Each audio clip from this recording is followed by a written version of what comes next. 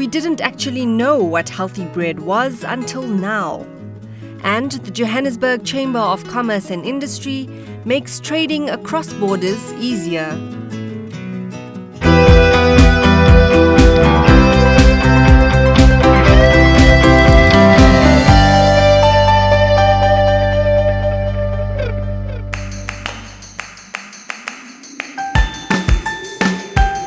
The City of Johannesburg launched the much-anticipated Joburg bread in Soweto this week, a step closer to fulfilling its Growth and Development Strategy 2040, which includes uplifting communities and improving the health of its citizens.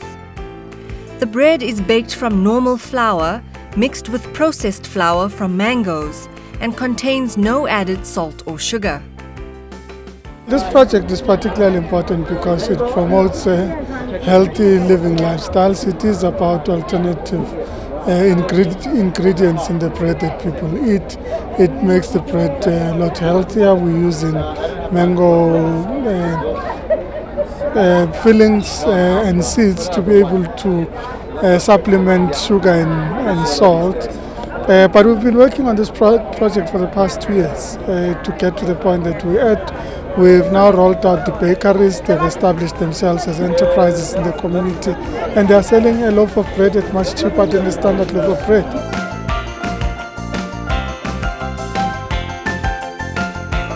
You can get our loaf. It's R7.50. Our loaf. We have got school buns. School buns maybe can be R6.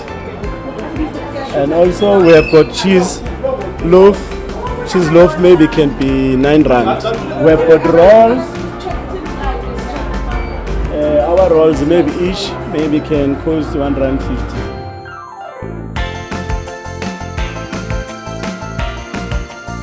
"70 bakers have been trained on the technical aspects of using mango flour as a baking ingredient.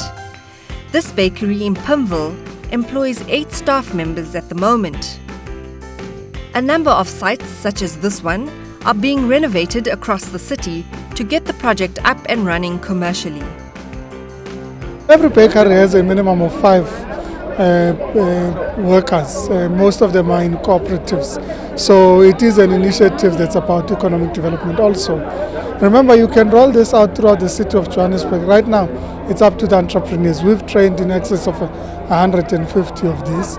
And we are anticipating that continuously they'd be rolling out bread, but we also anticipate that there would be appetite throughout the city for people who want to go through the training and incubation process so that we have this replicated throughout the city of Joburg.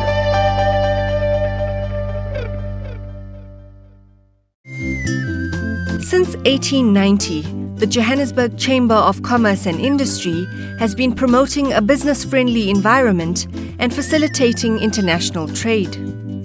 The CNBC Africa team uncovered some of the challenges faced by local businesses in getting their products and services across borders. Pascal Damoy is in the cosmetics industry. There are a lot of challenges. It's not easy. First and foremost, the costing. You have to know your prices of your product. You have to get to know the market that you're getting access to. You have to get to know the costing, because a lot of companies, they go under because they're under-trained or not trained at all. So it's not just a question of getting your products up or onto a particular market. It's about getting to know first, the costing is quite important. 2, getting to know the market there itself, because it's got a lot of permutations, It's a question of culture, it's a question of lifestyle, it's a question of understanding the competitive analysis of the market itself. The JCCI's SMME Export Incubator, also known as the Global Business Accelerator, is assisting SMMEs with trading their products and services with other countries, particularly in Africa. A consistent challenge is financial management. So they don't the bookkeeping isn't up to date. The way they manage their accounts is not up to date. So they're actually not clear on their costs. They actually don't know what their costs are, and so they're not clear on how to cost their product for the market. So we're very focused on sorting that out for them. We start from ground zero and we build them up from there. We get to be trained on how to access the market, how to be able to gain a brand equity in different markets, how to do your very basic fundamental things like costing, pricing, marketing, all of the key important ingredients of any company in wanting to get into a foreign market. So yes, the incubation helped us. I basically picked up saw it in the advert, which was advertised, and I just gave a call. I was interviewed and I got into the program. It's a work in progress. We are in Ghana. We started to formalize. We formalized, but we're getting prepared now to get into the market and begin to start training. But you know what? This program has helped me to prevent me from making huge mistakes. Ghana for us, or for me, for Yellow Green, is a gateway to ECOWAS, your Senegalese and all of the West market, which is what Yellow Green is targeting for now. Partnering with government and the private sector is a strategic goal in achieving the JCCI's vision. The Chamber is in the process of signing a memorandum of understanding with the Gauteng provincial government after identifying the alignment both institutions have in developing businesses in townships or previously disadvantaged communities. We looked at the strategy, we looked at the TMR strategy, and it's aligned to what we see is going to be supporting business. What we agree with as a chamber to say this is one way in which we can be able to support business growth in this country, inclusive growth for that matter. That's critical.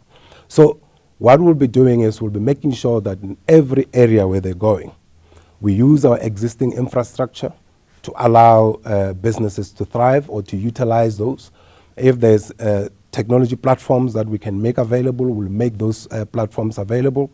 But beyond that is you can go and identify a company, support them.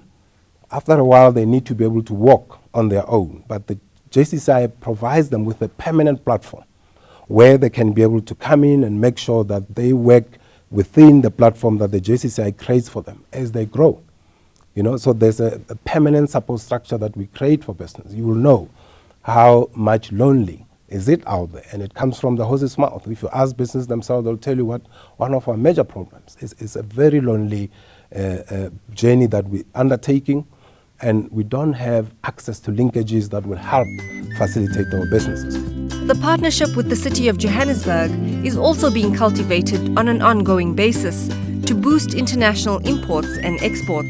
With the city, we sit with the city on different committees, and subcommittees that we have created. And those committees are looking at inbound business that's coming to invest in this country and businesses that are going out of the city to invest elsewhere. So we work together and make sure that we discuss issues of mutual interest in facilitating that business. We had a very successful model, as an example, in Region A, where we created what we call a stakeholder forum.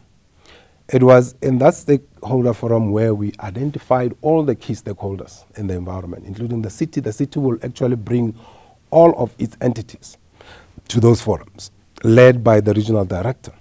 Then we'll identify issues that are impacting on business, and issues that the city is not happy about, and issues that the community is not happy about, and issues that may affect the labor, organized labor side of things. Now, in the beginning, you will be amazed to know that business was completely not interested. They said, no, the city doesn't listen. And once we created that process and everybody began to see themselves as part of the solution, and all of a sudden we managed to create very good solutions. And as I speak to you, the city has embarked on a process of making sure that that's replicated throughout the 7 regions of the city.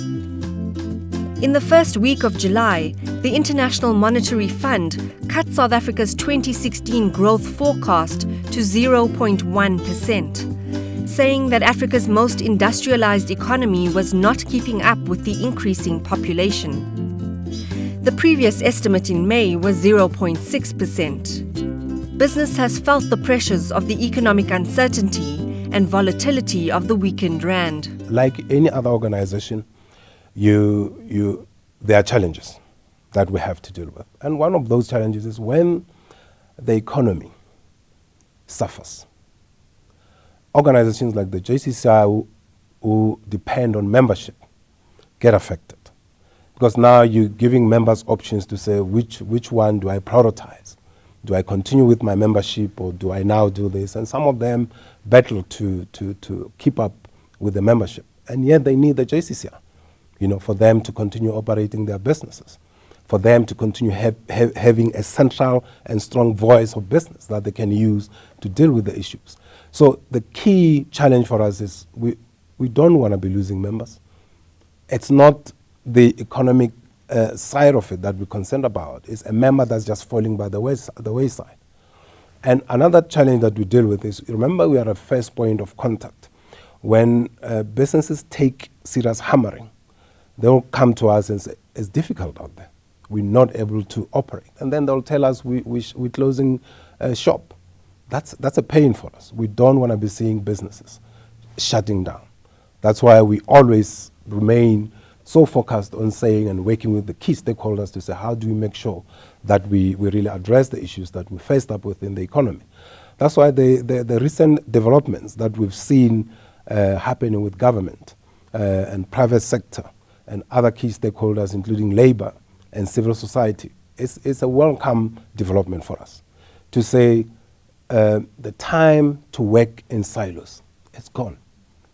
Now we have to work as a team, all of us, as an integrated team that's got the interest of this economy at heart, to say how do we collectively use that collective wisdom to make sure that we build this economy going forward. So we welcome such developments, and we want to emphasize that it cannot be only motivated by pressure points. When we have threats of economic downgrades, then we think, hey, let's come together and then have a chat, and once that goes away, we go back to our laurels. We can't afford that. This shows us that we need each other on an ongoing basis.